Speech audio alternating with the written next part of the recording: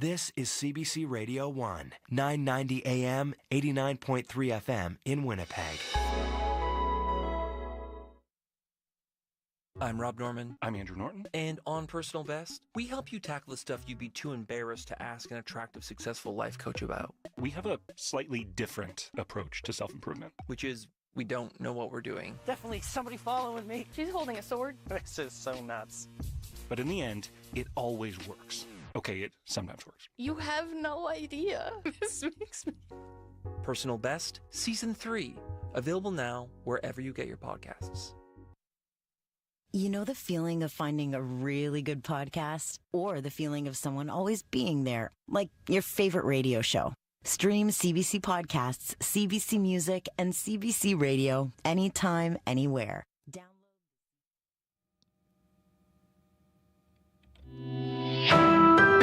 This is CBC News. Good afternoon. I'm Rosanna Hempel. At 12 o'clock, it's 16 in Winnipeg. Mostly cloudy today, 30% chance of showers late this afternoon, a high of 18. The head of Manitoba's largest school division is asking schools to hold off on fundraising efforts. Winnipeg School Division Superintendent Matt Henderson says fundraising can be a barrier for families and create inequalities between schools.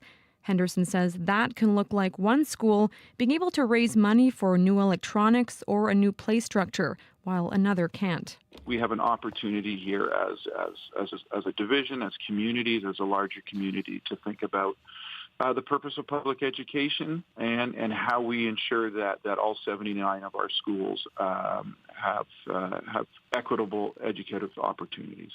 Henderson says they want schools to exhaust their budgets. He says the divisions put aside money to top up budgets if necessary. Henderson says they're also asking schools not to charge for school lunch programs or field trips within the city. They're also asking schools to charge a maximum of $40 for school supplies instead of sending home a list. A Manitoba woman says she's still cleaning up after a major rainstorm last week with no idea when she'll be able to return home. Christy Butler lives in Kleefeld in the rural municipality of Hanover. She says her basement flooded last Tuesday. It damaged everything from the electrical panel and hot water tank to the furnace and music equipment. My basement had 6 feet of water in it, and I just cried. We lost everything here. Butler estimates they have about $100,000 in damage, but says her insurance only covers $10,000. She says she has applied for disaster financial assistance from the province. Winnipeg police have arrested a fourth suspect in the death of a woman in July. Yesterday, police located 26-year-old Devin Charlie Colombe, who was a suspect in the murder of Ashley Isabella Murdoch on July 5th. She was found dead in an apartment complex in the 300 block of Kennedy Street.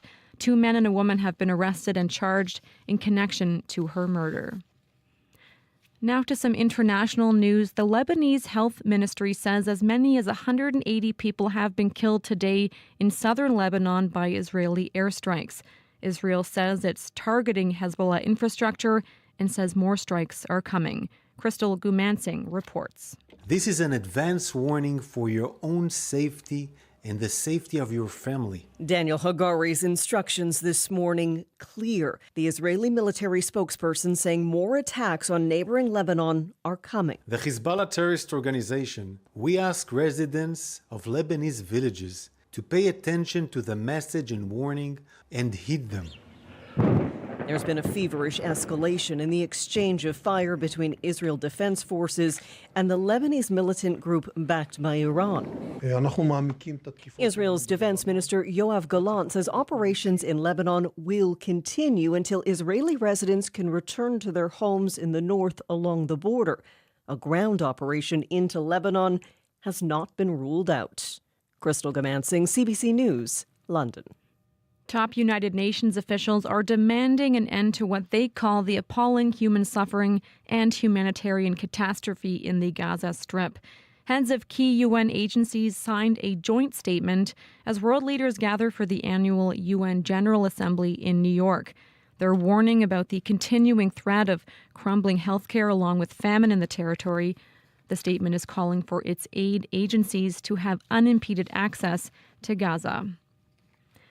3 years ago this week, the two Michaels came home to Canada. Michael Kovrig and Michael Spavor were held in Chinese prison for more than 1,000 days.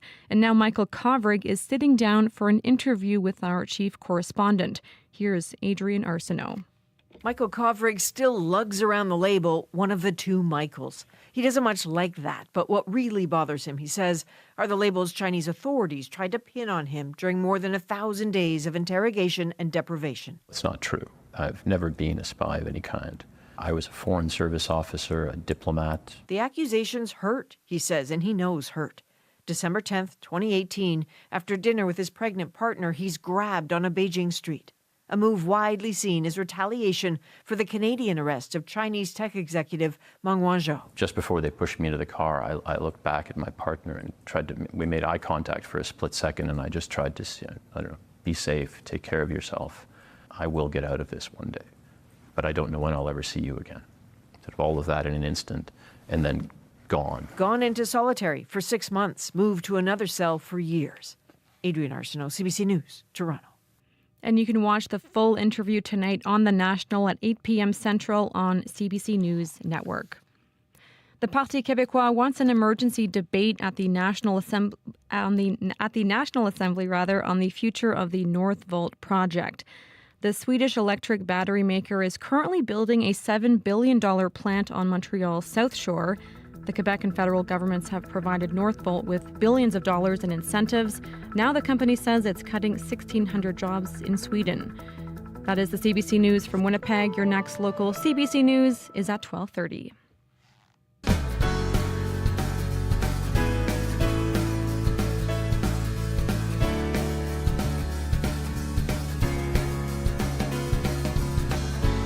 Hello, Manitoba. You're listening to Radio Noon on CBC Radio 1, 89.3 FM in Winnipeg, 97.9 FM in Brandon, 100.9 FM in Thompson. I'm Emily Brass, and here's what's coming up on today's show.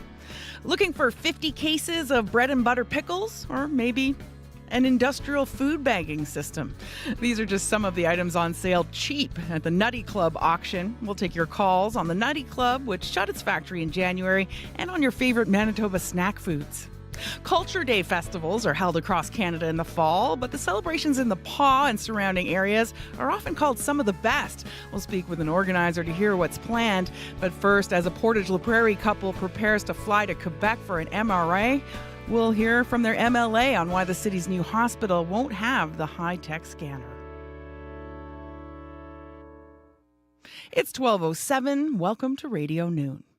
Well, 24,000 people. That's how many Manitobans are waiting to use one of our province's 14 MRI machines. Among them are Judith and Dave Jeffries. They live in Portage La Prairie, which is preparing to open a brand new hospital next year, but it won't have an MRI. Judith says the wait for a scan could be the difference between life and death. It's been difficult. When you don't know for sure whether or not you're fine. And the concern is always, I've waited 8 months now for an MRI on my head. And if it is cancer, if by possibility that it was, it's been 8 months for it to grow. That's Judith Jeffries. She and her husband plan to go to Quebec to get their MRIs sooner.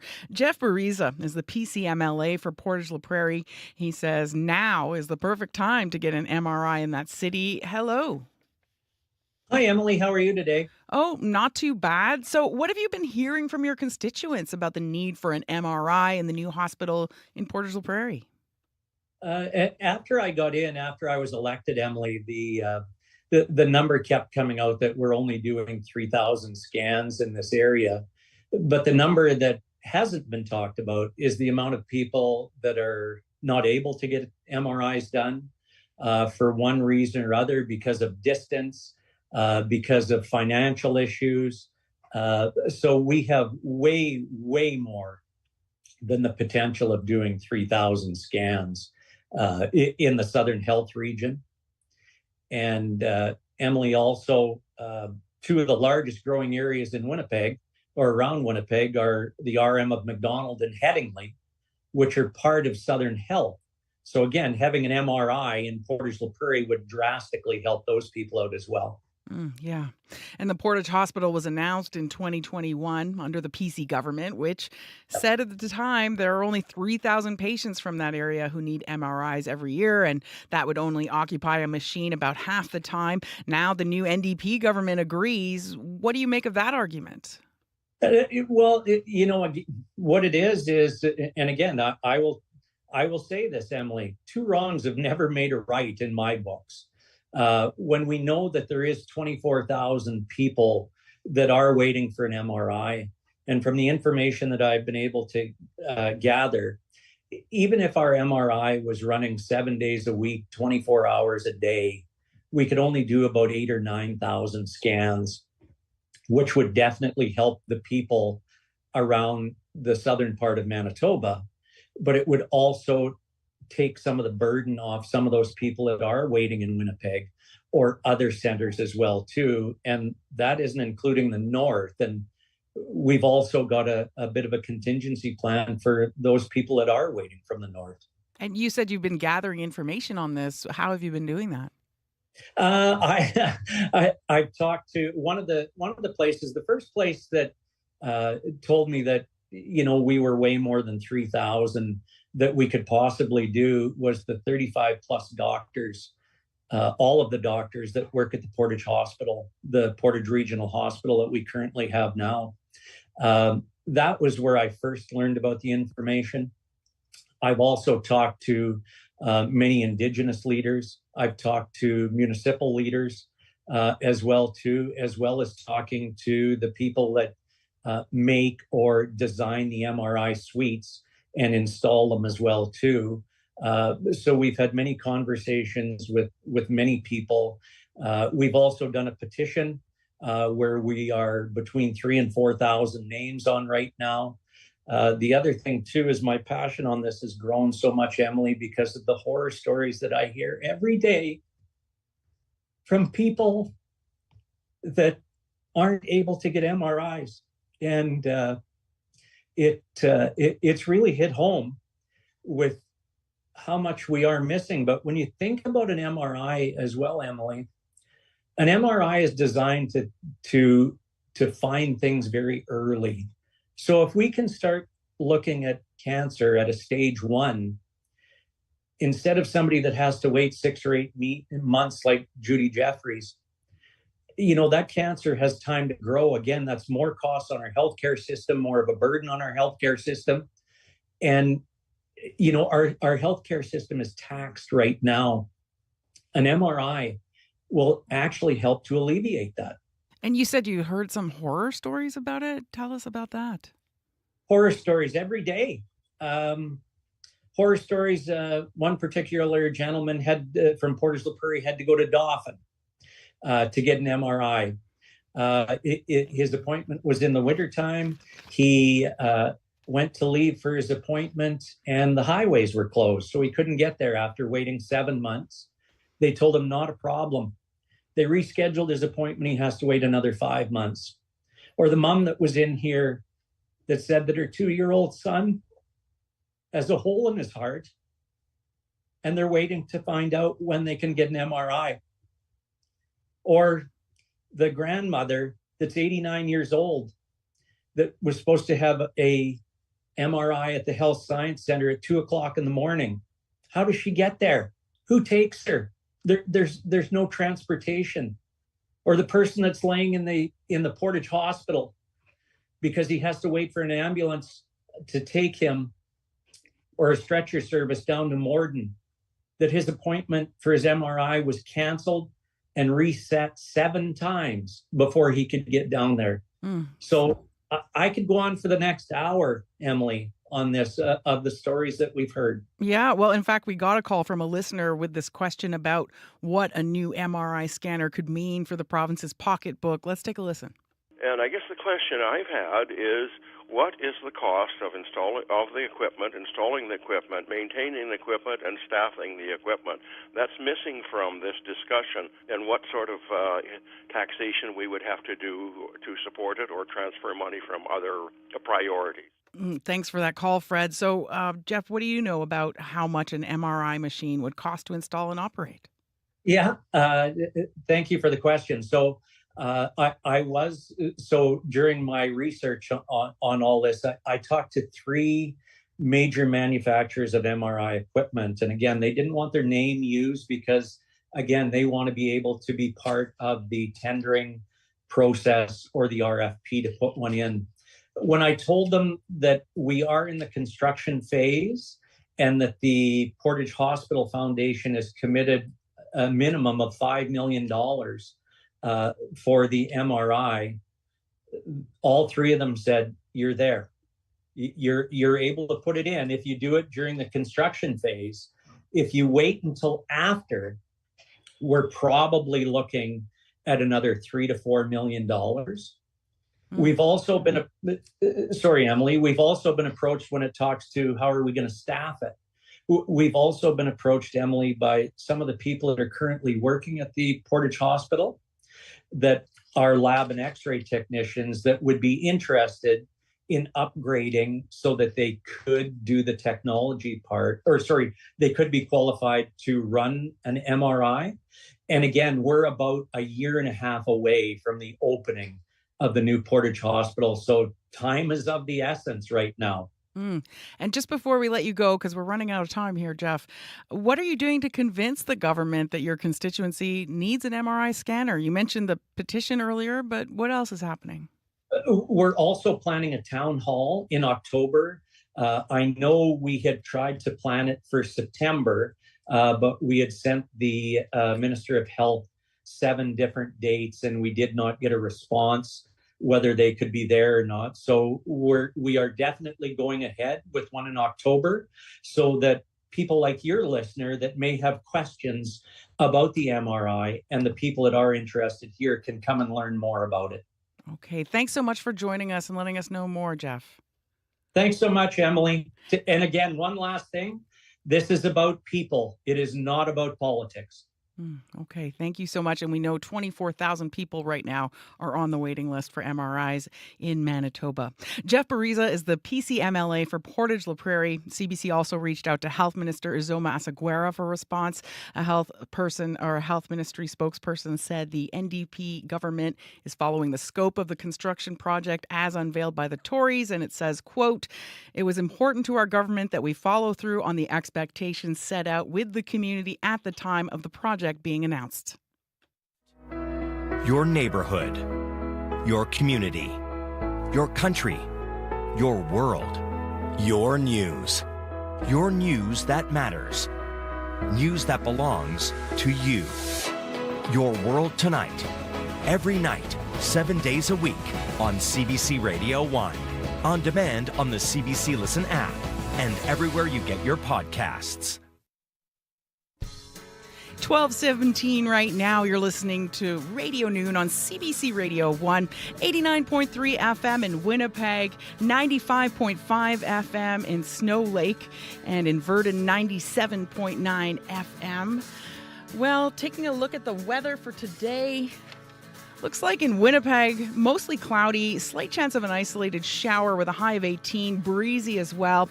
Clearing this evening, then mostly clear overnight with a low of 10. Tomorrow, mainly sunny, high 21. Tomorrow night, mainly clear with a low of 10. And for Wednesday, mainly sunny in Winnipeg with a high of 25. Well, still to come on the show. The Nutty Club remains an iconic part of the Winnipeg skyline. Its Candyman logo greeting people on their way downtown. Well, you can buy a piece of the now defunct candy distributor's history during its online auction. Food historian Janice Teason will take your calls on the Nutty Club and on your favorite Manitoba snack foods. But first, more than 50 events over 10 days' time. The Tri-Community Culture Days celebration kicks off Friday in the Paw, Opaskwayak, and Kelsey. Organizers say it offers something for everyone everyone from arts to photography, books and culture, and special events for the National Day for Truth and Reconciliation. 16 degrees right now in Winnipeg. In McCreary, it is 16. In Gretna, 15. In Gillam, 10 degrees right now. Flin Flon, 15. And in Dauphin, 16 degrees and mostly cloudy.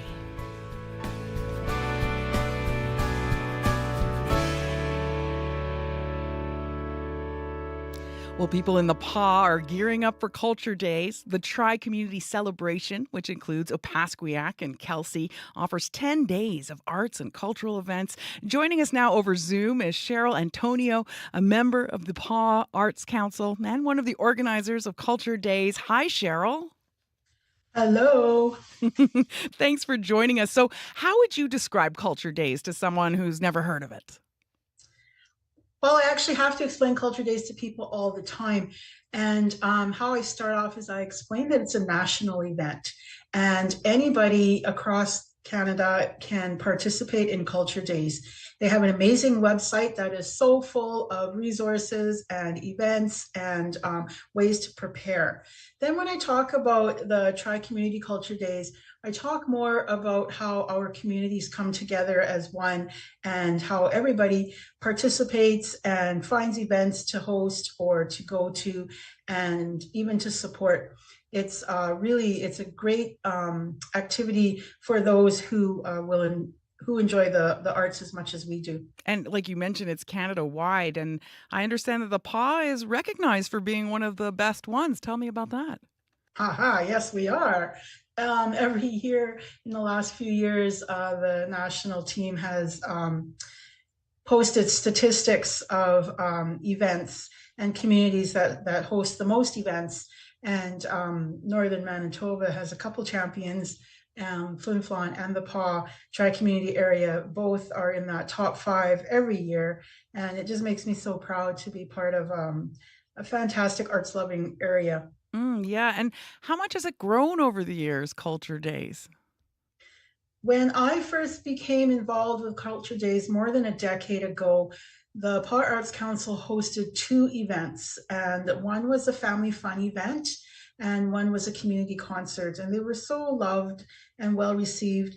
And I told myself that we had so much more potential for this Culture Days thing that was happening, and researched it and spoke to the people who were part of it back then and approached the Arts Council and asked them if they wanted to expand, and they were all for it. And since then, like you mentioned earlier, we are offering over 50 events this year. So that's the highest that we've ever had. And it's just amazing. It's fantastic. Yeah, it's so much. And of course, the event is put on by you and other members of the PA Arts Council. And there's a huge focus on the arts. So let's start with the visual arts and crafts. Can you give us an idea of what kind of events will be happening along those lines? Oh, absolutely. So our first opening day is actually going to be at the Sam Waller Museum, and we are going to be opening up the Fran Cooper Gallery in the Sam Waller, and she is a phenomenal artist, and I highly recommend people to check her out online. That's Fran Cooper. She's local. And we also have a quilt show that is one of the most popular events. It's been happening during Culture Days here for several years now, and people just love it. And there's so much talent in this community. We also have an all-Indigenous art show and sale happening on September 30th, National Day for Truth and Reconciliation. We have oh my goodness, we have so much going on. We are actually having an artisan sale, a big sale happening on October the 5th, where there's going to be a huge variety of arts and crafts and food for sale to the public to enjoy. We have a lot of self-guided events going on as well that fall under that genre. So yeah, you can there's check out our Facebook. so many things. I noticed paint nights with artists like Jackie Travis and Bernice Sibico. There's quilt making, mosaic tiles, card making, so many things. Like you said, a self-guided art walk with the murals, a photo preservation workshop. And there's also a big focus on history and books. What can families and lovers of history and literary arts find at Culture Days? So I'm really super excited for the Sam Waller Museum to be offering their ghost tour again, which is something that we haven't had happen in the PAW for a long, long time. But like every old community in the north, there's some fantastic stories that come with the history, and that's going to be happening on September the 27th in the evening. And we also are having a wonderful historical tour of the Charlevoix Museum that's located right behind the Catholic Church. And the Paw Regional Library is doing some real amazing stuff with us during Culture Days this year. And one of them is a library historical tour. Our regional library is located in one of our oldest buildings in the Paw. And so it's got some really good history in there as well. And the executive director at the library is full of that knowledge. And so you can drop in there anytime. Just let her know ahead of time that you're coming, and she'll take you for a walkthrough. Yeah. And for those of you that love books and literacy, they have set up a special display of books that are focused on National Day for Truth and Reconciliation and residential school. So you can go in there and take a look at those, as well as they are having a book cover contest for anybody who fancies making a pretty cover for the book of their choice and making it their own. Just take it in and drop it off at the library. They'll display it and they'll choose a winner. Yeah, so many things with books. There's also blind date with a book and book bingo. But as you mentioned, Monday is National Day for Truth and Reconciliation, and that's another focus of Culture Days. What else are you doing to mark that important occasion? So first off, the PAW and OCN will be hosting many events that day. So there's a lot happening for people in the community. But for the Culture Days Committee, we will be starting our day off at 9 a.m. with a blanket exercise in the club room at the Métis Hall. It's open to the public. Anybody is welcome to come. And in the afternoon, in the same location, the club room of the Métis Hall, we will be hosting our second All Indigenous Art Show, exhibit, and sale. So we have some artists from all around the tri-community, and some from Norway House, one from Thompson, one from Cormorant, that are going to be exhibiting and selling some of their work. It's beautiful. So it's free to come and see. So please stop in and visit and show your appreciation to those people.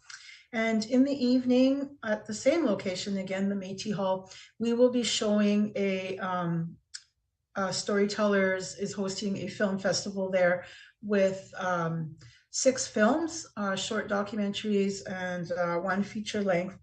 And they are all related to truth and reconciliation and residential schools. There's so many things happening at Culture Days that we can't even come close to, telling everyone about them. I know there's also Halloween events like the Ghost Walk, the Halloween Craft Afternoon. There's a concert with Ramskull. There's also Culturama, Open Mic Night, Family Fun Day. Like, the list goes on and on. So I encourage people to go to the Facebook page for Culture Days. Before we let you go, though, Cheryl, you've been the driving force behind Culture Days for at least a decade now, and you've been doing it all as a volunteer. Why is Culture Days so important to you? There's so many reasons. First and foremost, I love the arts. I love the arts make you happy, and I love that. So when you go to an arts event, you walk away feeling good. And raising 3 sons in the north wasn't always easy for me because it cost a lot of money to attend things. So it was important to me to provide barrier-free events and activities for so many of the people in my area. And Culture Days really pushes for events to be free or by donation. And when I saw that, I thought that was amazing. And like I said earlier, my community is a fantastic place, and they are so giving. So there are so many people involved with Culture Days now that understand the need for barrier-free and contribute to it in this way. And I think that that's fantastic, and I don't want that ever to stop. And as long as I can help, I will help. Thank you so much for joining us today, Cheryl. It was great to talk with you. You too, Emily. Cheryl Antonio is a member of the PAW Arts Council and one of the volunteer organizers of Culture Days. Well, from the PAW, here's the low-budget rock stars with sunglasses.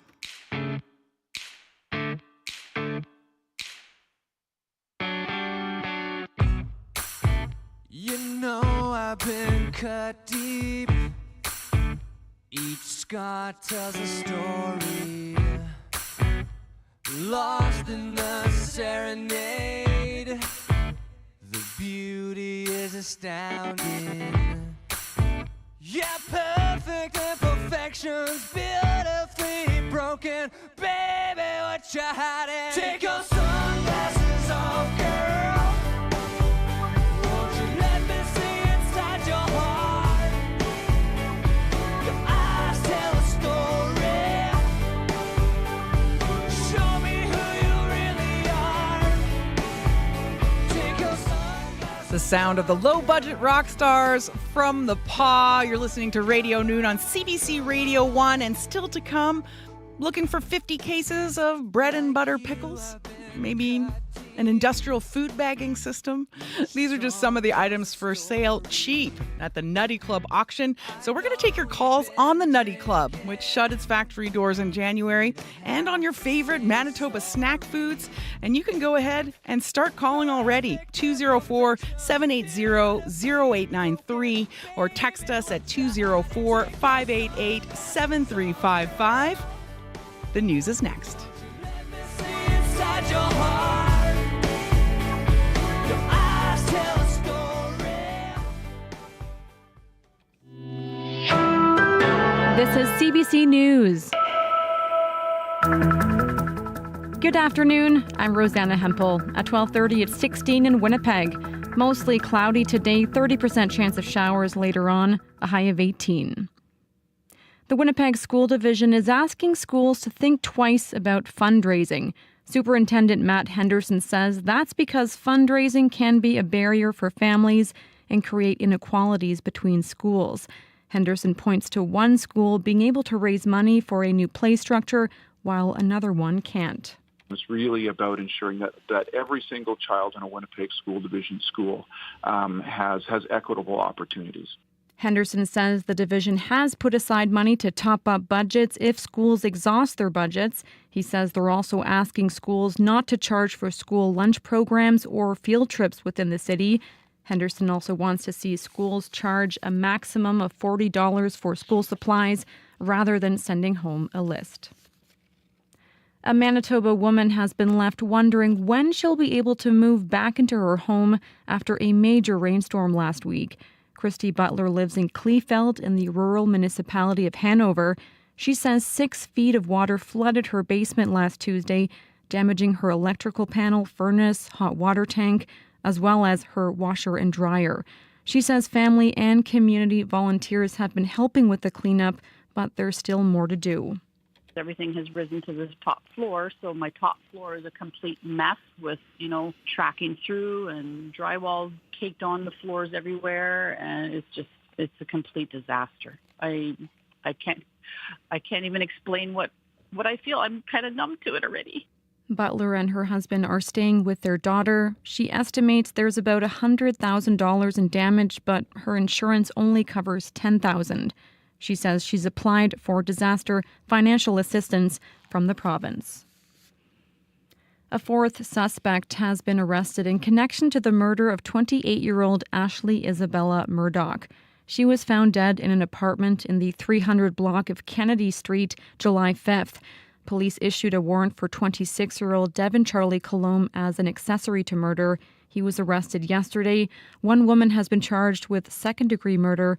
2 men have also been charged with accessory to murder.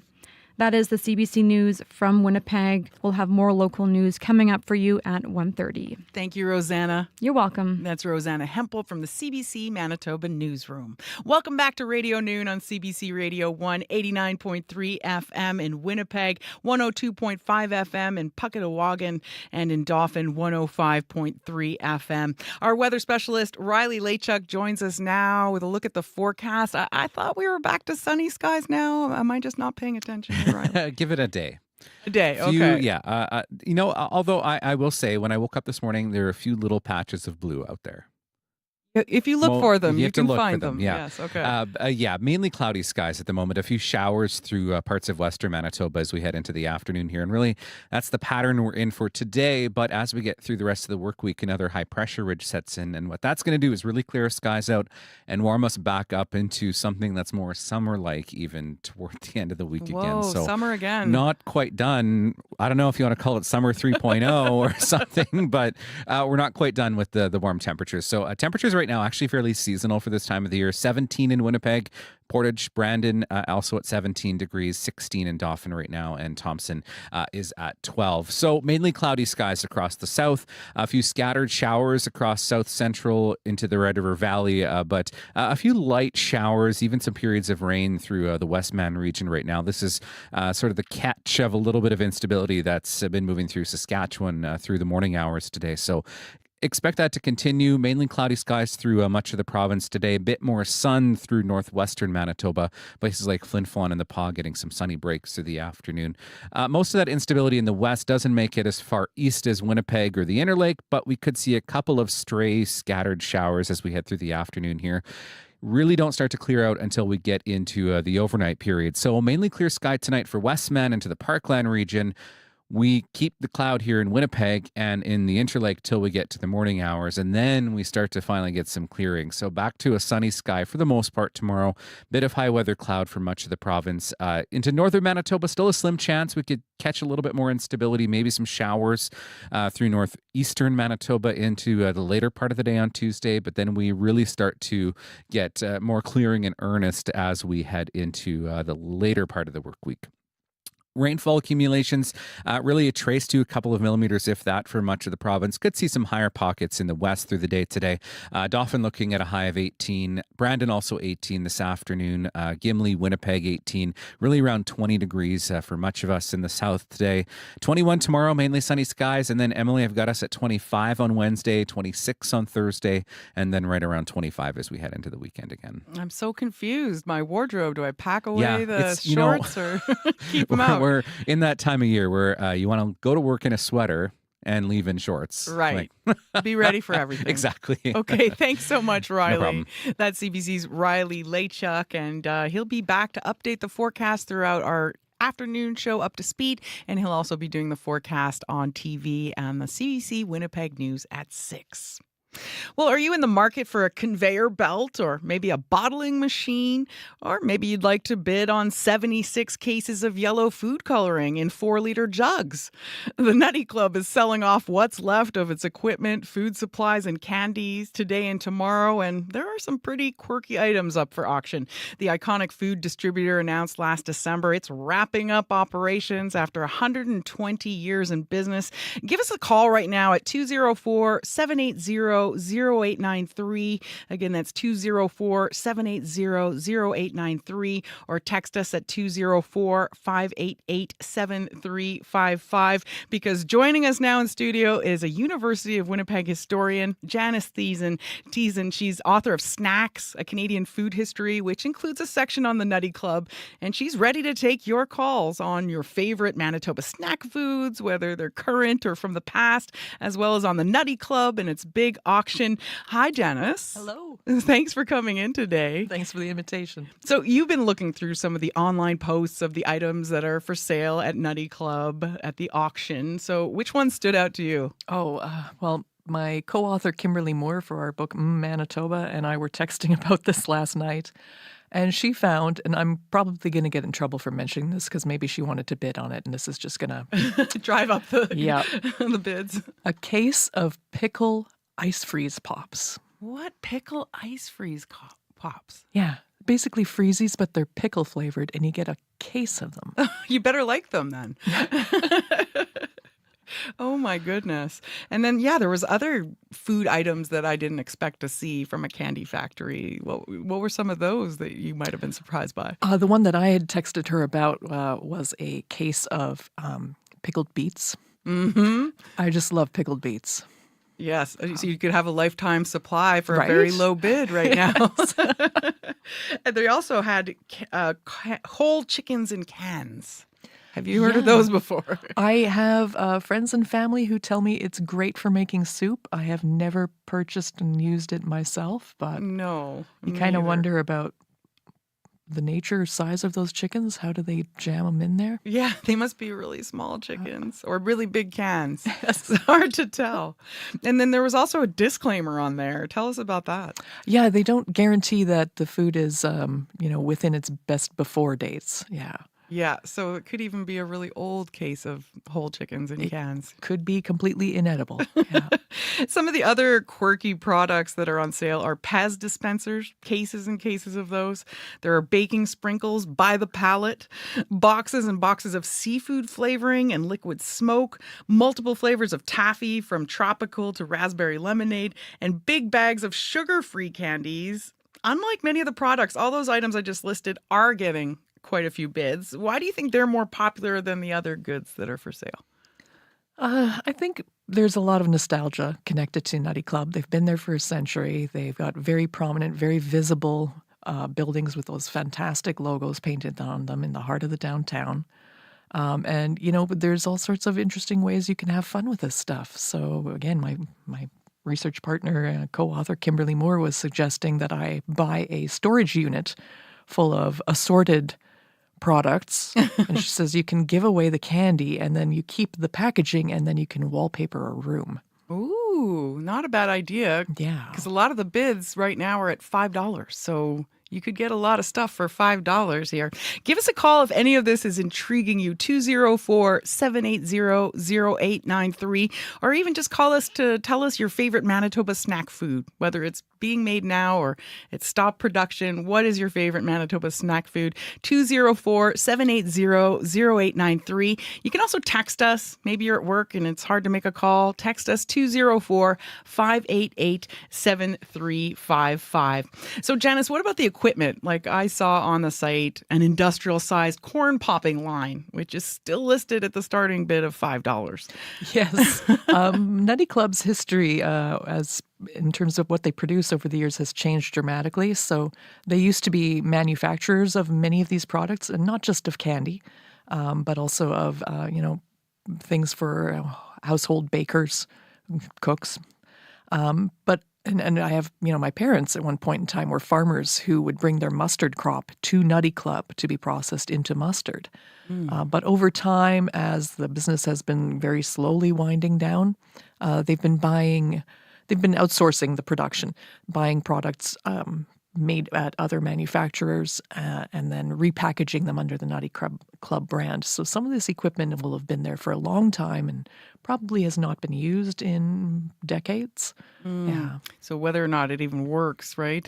I mean, there is something, I'm trying to have a lot of restraint because there's a part of me that wants to spend $5 on buying a popcorn line right. and dropping it off at someone's house. It's the shipping that's holding me back, but wouldn't that be hilarious? I know. Like a lot of this equipment, there was a triangular shaped packaging line with scales, hoppers, and conveyors, also listed at $5.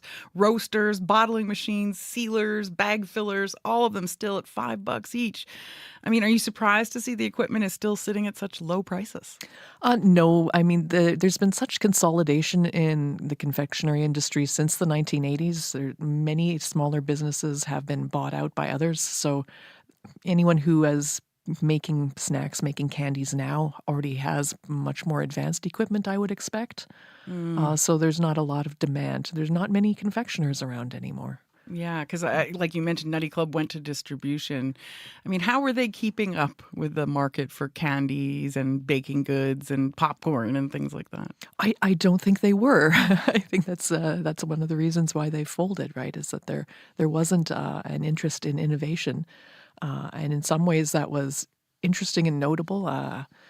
Jim Burt, the president of the company, very generously gave me an hour of his time. Did not want to be interviewed on the record. Did not want to, have me do research on the company using the company's records. And part of it was he said, like, we're not historians. We're not an archive.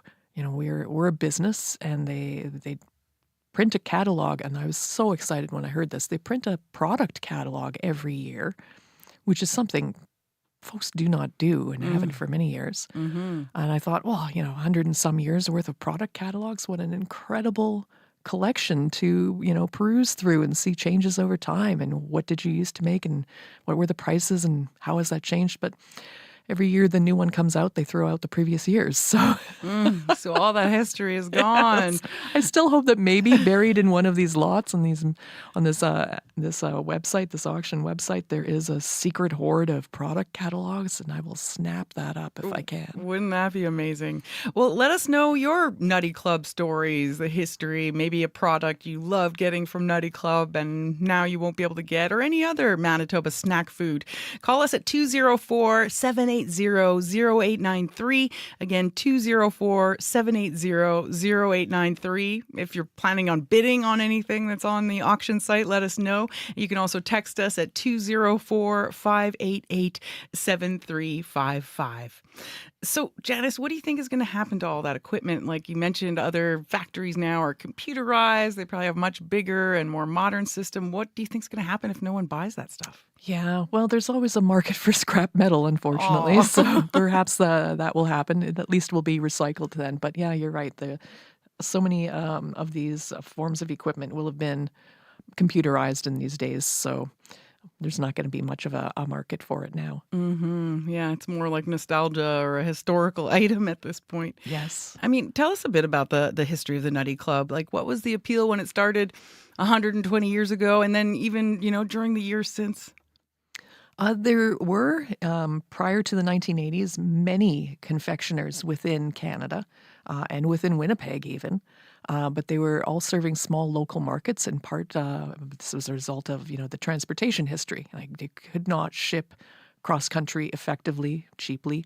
Candy is a awkward product to ship because you have to make sure that the humidity and the temperature are maintained, or you end up getting just one sticky giant blob of candy. You can't fit that in your mouth. No, exactly. So over time, these as transportation improved, we were able to consolidate. It made more sense to have a few large manufacturers. It made more sense economically, who would ship cross-country, cross-continent, than to have everyone.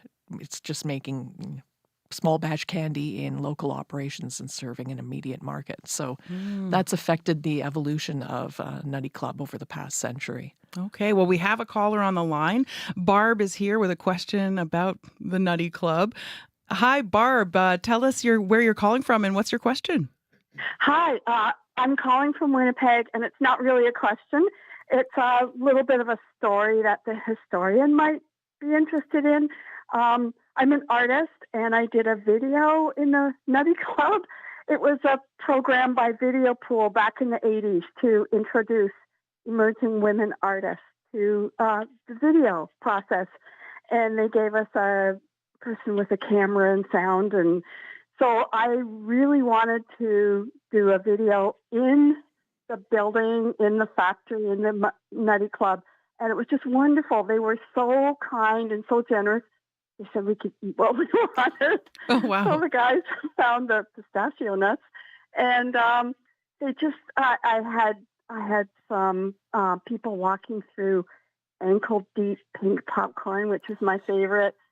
And it was kind of a love story where I had a woman sewing pink popcorn together and daydreaming. And then I found this really nice man, and, I had a door open to reveal who she was daydreaming about. So anyway, that's it. And it's available at Video Pool if you want to go and see it and watch it.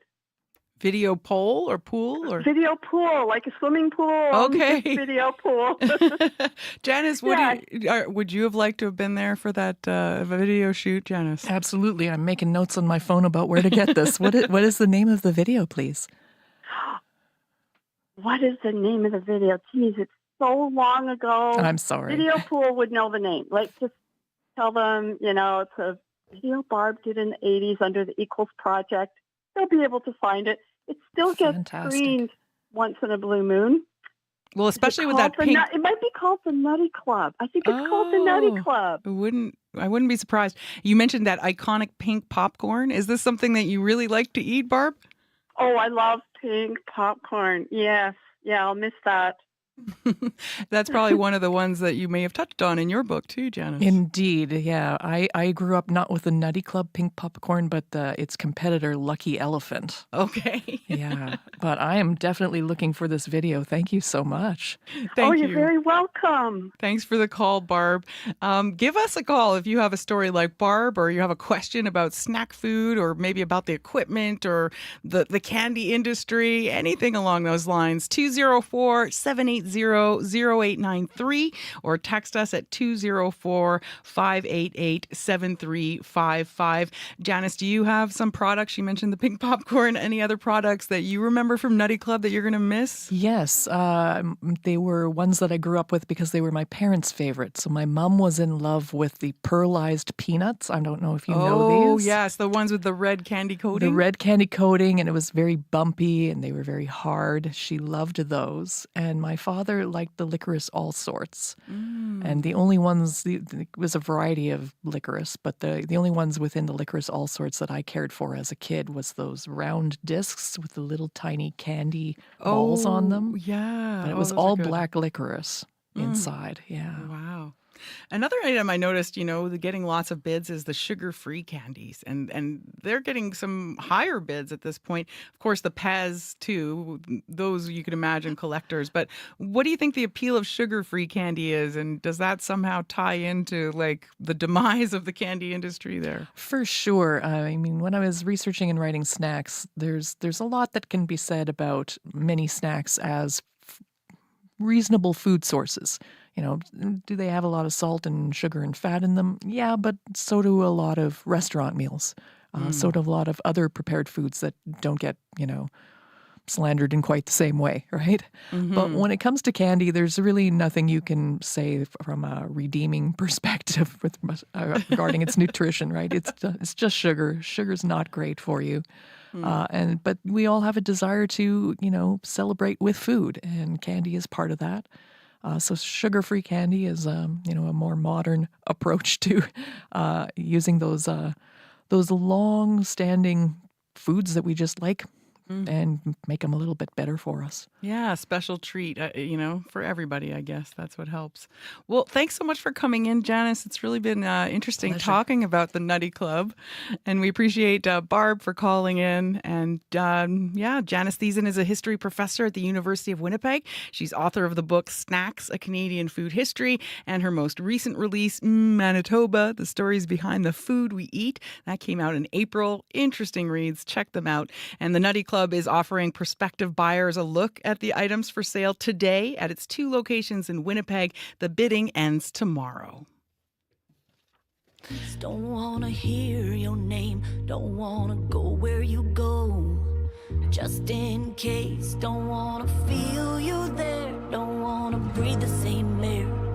You're not gonna haunt me, I ain't gonna be scared by your ghost.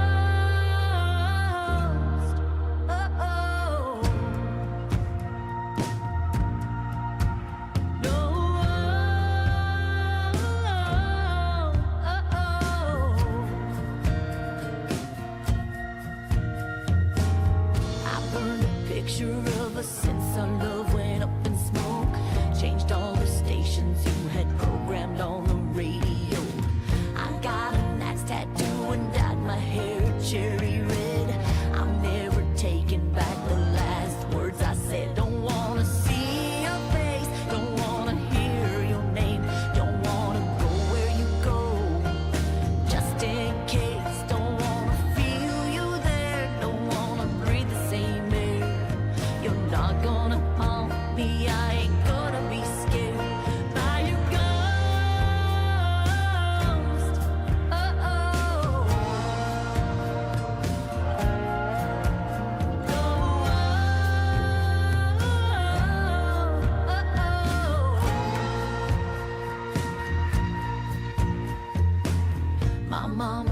said I've completely went and lost my mind. I do what I want now that your hand ain't holding back mine. Call it a first, I finally had a one-night stand. Don't know his name, but I do it all again. Don't wanna see your face, don't wanna hear your name, don't wanna go where you go, just in case. Don't wanna feel you there, don't wanna breathe the same air. You're not gonna haunt me, I ain't gonna be scared by your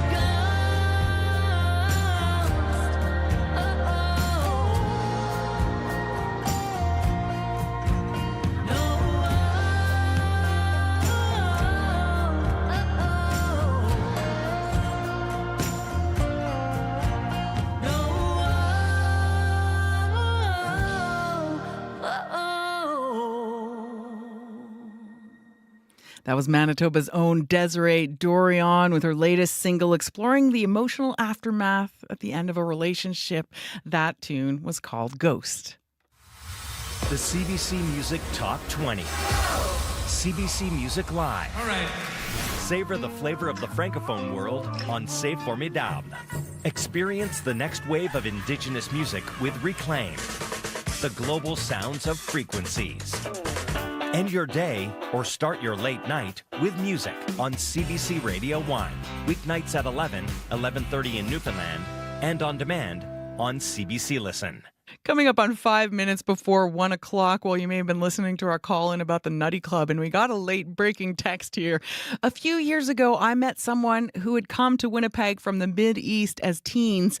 They thought the Nutty Club was a nightclub. This was in the 60s, and they dressed up for a fun night and were disappointed to find it wasn't what they thought.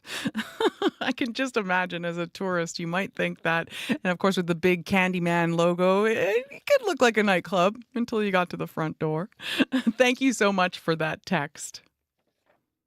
Well, Rogers Communications is virtually everywhere in the country. Cell phones, internet, it owns Sportsnet and city TV stations. On the radio, it has rock and country stations from Halifax to Victoria, not to mention stadiums. And as of late last week, it can add majority owner of Maple Leaf Sports and Entertainment, home of the Raptors, the Leafs, and more. And since it already owned the Toronto Blue Jays, a huge chunk of Canada's sports star power is now all in the same hands. Christine Dobby is a finance reporter with Bloomberg Canada. She spoke on CBC's Front Burner podcast about how this latest move fits with Rogers' other big acquisitions in recent years. So obviously the big deal, the one that was kind of coming to fruition, maybe decades of ambition for the company, was acquiring Shaw Communications. And that took quite a long time.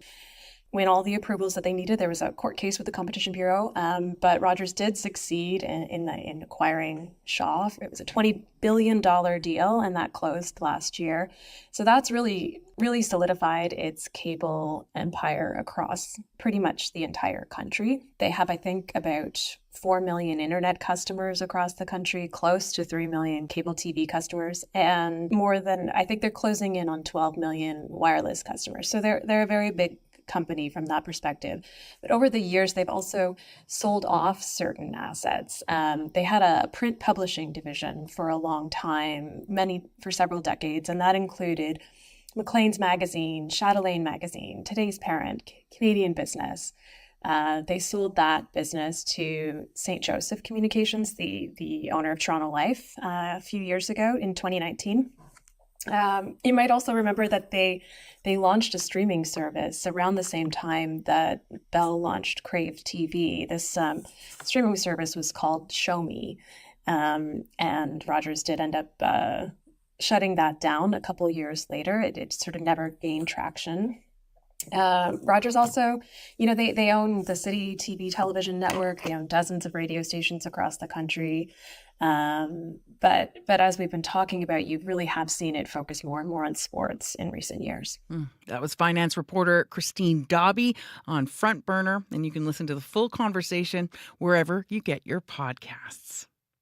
Well, we're coming up on 1 o'clock. Want to say thank you to everyone who helped us put together today's show. Our studio technician is Marshall Hodgins. Our director, Corey Funk, and producing the CBC Manitoba YouTube live stream. You can see us anywhere you are on that. That's Kevin Nipatebo. Coming up on CBC Radio 1 next is The Next Chapter. Always a good show to tune into if you're into books and writing. I'm Emily Brass, and I'll be in the host chair for the rest of the week, so keep tuning in, keep giving us a call. Hope you have a great afternoon.